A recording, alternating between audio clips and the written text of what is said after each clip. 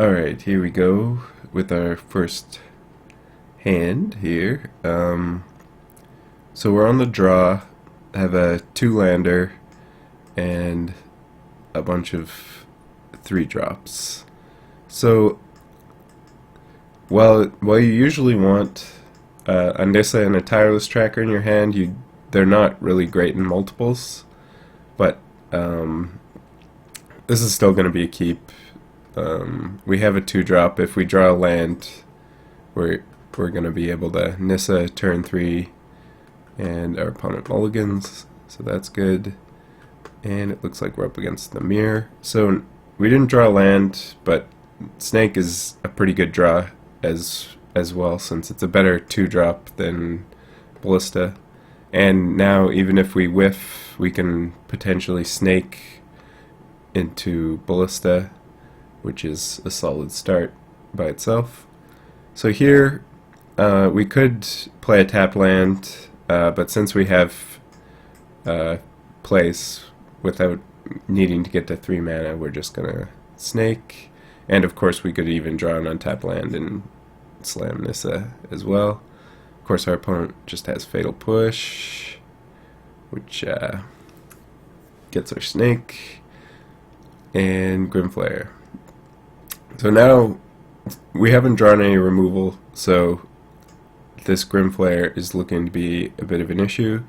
On the plus side, our opponent did miss a land drop, but it looks like we're going to get hit by this Grimflare. So here, I start with Traverse rather than just playing tapped Hissing Quagmire, because with Traverse, you have to traverse first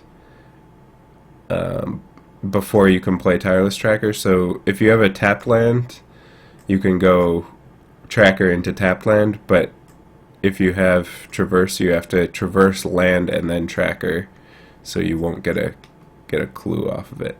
So you want to traverse aggressively here. Alright, so our opponent is going to hit with Grimflare, but first they're going to kill off our Ballista and turn their Grimflare into a 4/4.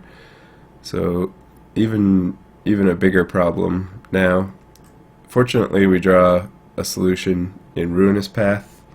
Our opponent running Renegade Map, which is interesting. Not a good card, I don't think. It's too unreliable. For example, if our opponent had a top deck Renegade Map, they wouldn't have even gotten a land this turn, which it is a big downside compared to like Traverse, Attune, Evolving Wilds. Those can always be lands essentially. So here we're going to Ruinous Path. Renegade Map is obviously good for enabling Revolt and Delirium, but just too unreliable. Alright, so opponent has their own tracker, but they are in land trouble land. So again, we kind of wish we had removal for this, but not a big deal that we don't, since our tracker is looking to be way better here and getting to draw us a card immediately. So our opponent grasps, and so we could Ballista for 2, kill the tracker off, but again, my tracker is just much better than our opponent's tracker. We're going to keep pressing our land advantage. Our opponent actually even needs to top deck a land for this tracker to be annoying, which they do, and get a clue. So that's fine. Again, we're behind on cards, but we have such a massive land advantage. We're still looking to be in a good spot. Of course, we are getting fairly low in life here. So here, I'm going to just leave up Hissing Quagmire to block, and a plant as well, and of course I can pop a clue if opponent doesn't attack at all. So I go for the Quagmire block, absolutely, here. I mean, if opponent wants to removal the Quagmire, I can just block with a plant. And obviously we're really happy if these trade, which they do. And opponent has Mind Rack. So we're at pretty low and have no answers to Mind Rack. But we draw 2 flares, which are looking pretty good right now. So we don't want to die. That is our plan, and our best way to do that is to kill our opponent.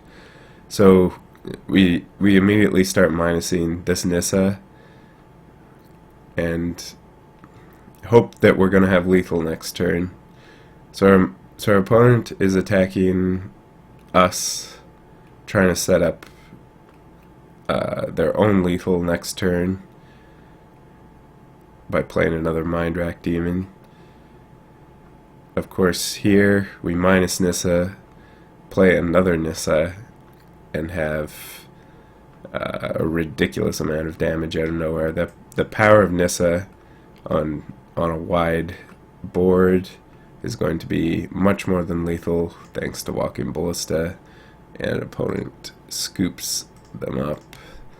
So sideboarding here, so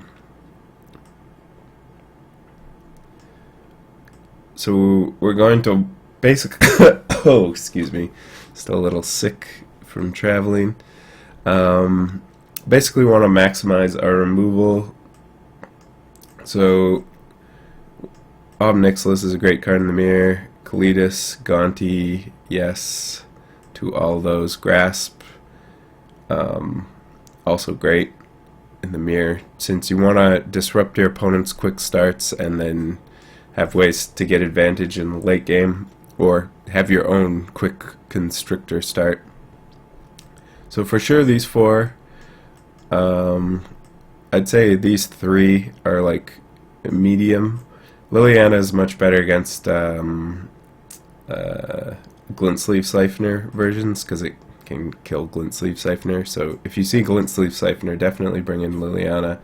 To the Slaughter is reasonable, especially if you know your opponent's bringing in like Ob Nixilis, but a little bit cruddy as far as removal goes, but good in the late game against Planeswalkers. And Ishkana is okay as well, although I prefer, like usually you'd prefer Verdur's Gearhulk, but in some situations it's okay. As for sideboarding out, well, we know we're on the draw, so we can potentially sideboard out a Traverse, can potentially sideboard out a Grimflare. Usually there's no real set way to do things, just shaving cards, since all the cards are so good already. Rishkar I would like to get out on the draw. Definitely want all our removal, since it's great in this matchup. Can probably get rid of Mind Rack Demon on the draw. I prefer Kalidas anyways,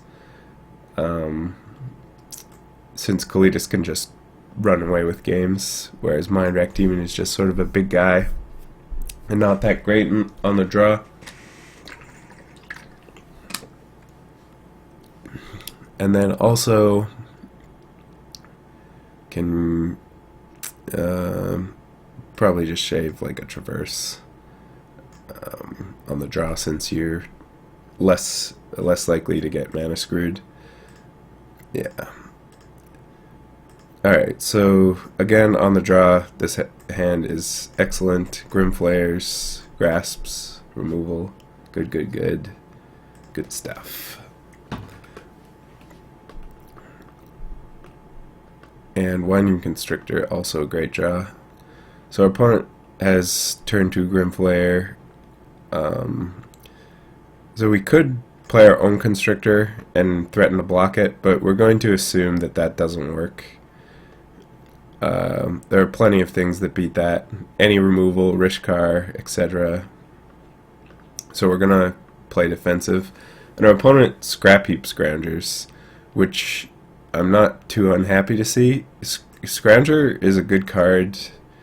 It's an artifact creature. It helps enable Delirium. It's good to mill with Grimflare, but it's not very impactful. Whereas all these cards can potentially have a huge effect on the game. Scrap Heap Scrounger just kind of plinks away at your life total, which isn't really what you want in this matchup. So we deploy a flare. It gets pushed. That's fine. And our opponent traverses for a swamp, which is also fine. And we draw Kalitas. Another reason why Scrap Heap Scrounger is not good, does not match up well against Kalitas. So here I have plenty of options.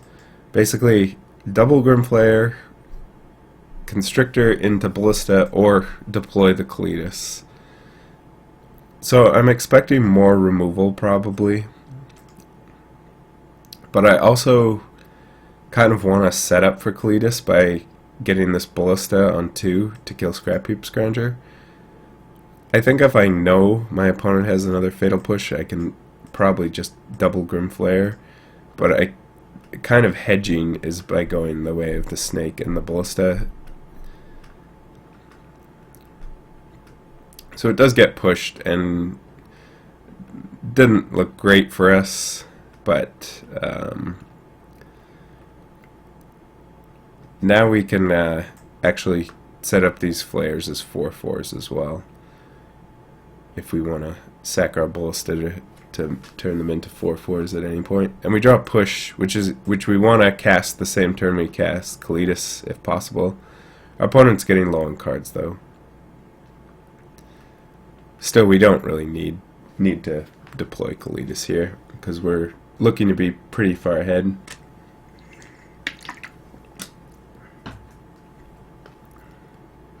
So the Scrap Heap Scrounger not looking like it did much this game. It just kind of hit us for 9 damage, which could have been good if there was also a Gear Hulk involved, but even then we would just be able to kind of overpower the Gear Hulk. So we attack at Nissa, willing to sack this Ballista if our opponent tries to save it with plants, but they don't even bother. So we just kill it. And opponent goes for Nissa number 2 onto this board, which is okay, but we have Fatal Push to completely blow them out, and they just scoop them up. And showing the power of Kalitas, yeah, GG's.